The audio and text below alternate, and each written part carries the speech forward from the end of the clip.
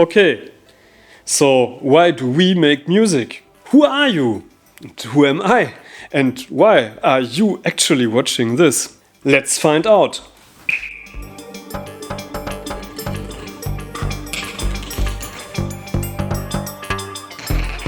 A while ago I made the following poll down in the community tab, where I simply asked you to complete the following sentence. When I'm in my home studio with these two options. A.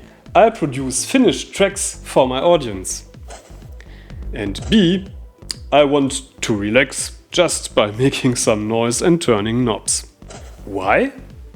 Because deep in my heart I'm a scientist since I read my first encyclopedia as a kid. Then because I like statistics, and most important, since I started this channel a little over 2.5 years ago, I constantly asked myself what and how big the public for synthesizer content on YouTube might be. To me, until now, it felt a little bit like flying my jet through dense clouds with a broken autopilot just before landing. Especially when it comes to find new subjects, thumbnails, and also the titles for videos. And it still is. So let's find out which type of musician you are and whether we can benefit from each other. Of course, I would like to hear your turn on this subject and what your motivation is to switch on your home studio. So feel free to fill up the comment section with your personal approach to this subject. First, here are the results of my little poll. Until now, 107 people have cast their votes. Only a minority of 14% chose the option with the finished tracks. On the other hand, 86% of you are just noodling around on their synths without any goal, just to have some fun and possibly a good time. Fair enough. Life isn't a pony farm nor a yellow submarine. And having fun with musical instruments is certainly the best thing that can happen to you. But to be honest, I was shocked. Why? Because I belong to 120% to the first group. And I never could imagine that people fill up entire rooms with expensive and complex technical equipment just for relaxing. People are strange. And I am the best proof. Let's start with me and my motivation to make music. I don't want to tell you my entire musical parcours starting with classical flute and saxophone as a kid. Just keep in mind that I have a more or less professional background in the music industry, both as an engineer and as a producer. At one point, I ran several labels and an international vinyl distribution company. And before that, I worked some years as a product specialist at the headquarters of the German synthesizer company Quasi-MIDI. Then I switched to the wine business for more than 15 years.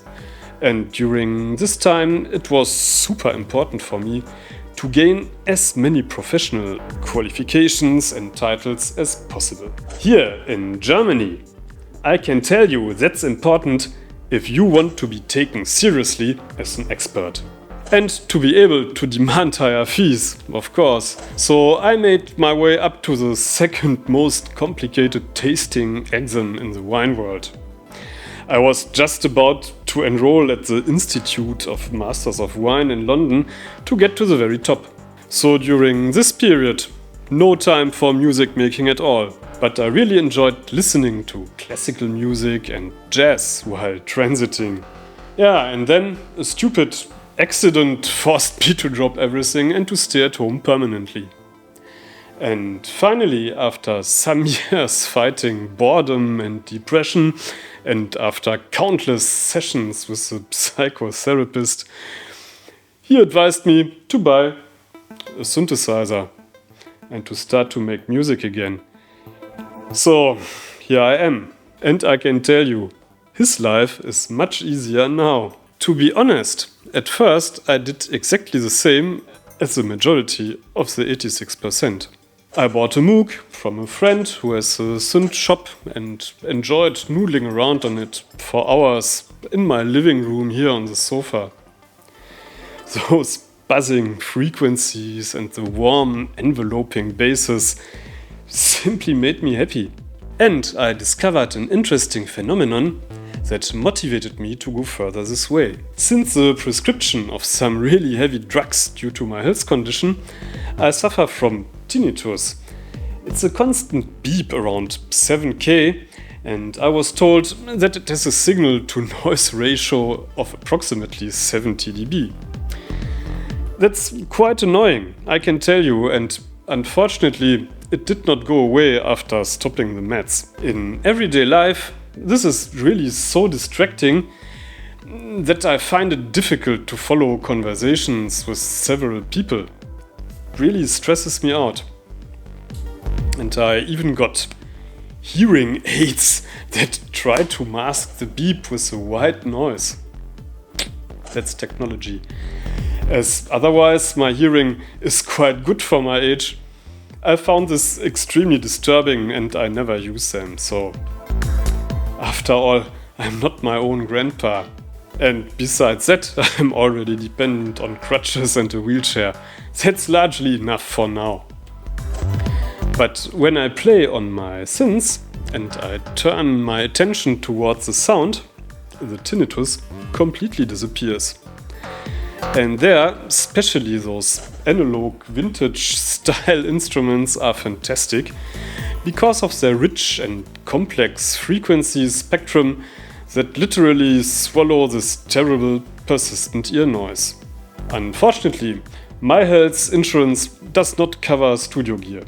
And if they would, it would certainly be Behringer instead of Moog or SSL on prescription. So my first videos here on this channel were just pure fun goofing around on a DB303, a Behringer drum computer, making a good old acid line with my old mate Stefan Bratz, who was just releasing on Boca Flat and New Groove back then. In the meantime, I took a lot of pleasure in testing more complex synths and in the making of comparison videos. Also, the whole process of creating videos took a lot of time because I really never ever used a video editor before I started this channel. I also revived my old label Drehstrom earlier this year, and our new releases are doing well. Check them out on Bandcamp. On top of it, Johannes, my young assistant, who is also an uprising DJ here in the Berlin club scene, has a lot of ambition to become a good producer. So he is always motivating me to take the next step and to dive deeper into certain subjects. Simply because he wants to know many things and because I like to do research and teaching. For example, we spent a lot of time and testing on mastering our tracks and his DJ mixes, because it just fascinates us. And by the way, it's perfect training for your ears. So will I possibly invest in more analog mastering gear? In any case, it's super helpful that Hannes has the possibility to check our sound on a fat club sound system every weekend. That helps a lot, because this is the audience we produce for. And so here we are.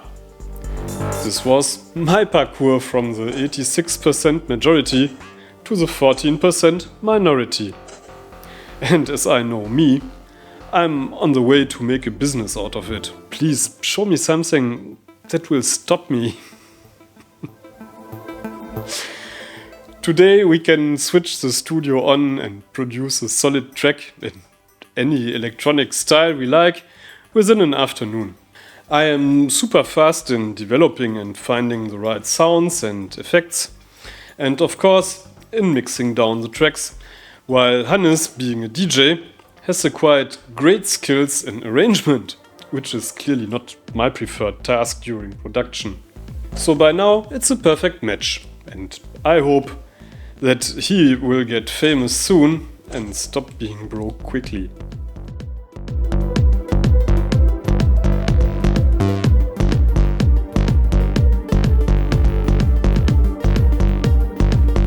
So what about you? Now that you know more about us, tell us more about your way to find fulfillment with music. What is your personal pursuit of musical happiness?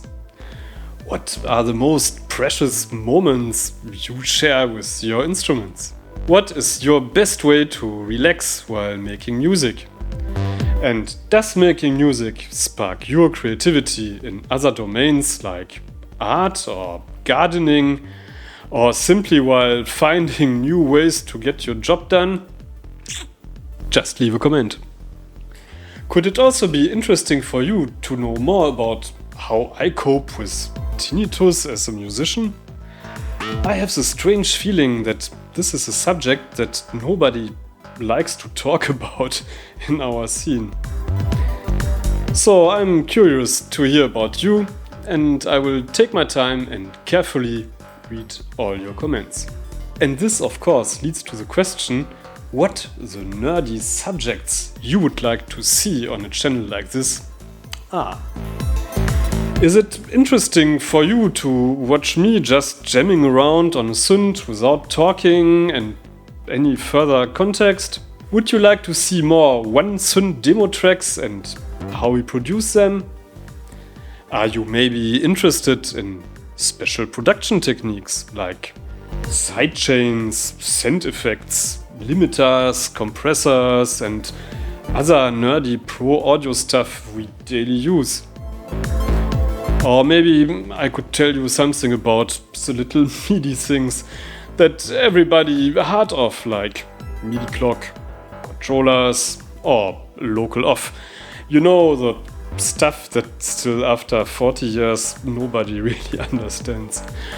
Or would you like to see more general and in-depth aspects of synthesis and sound design tutorials for a special synthesizer, like the Matriarch, the SH101 or the B2600? I would simply like to know more about how we can help you in the best way to extend your musical skills.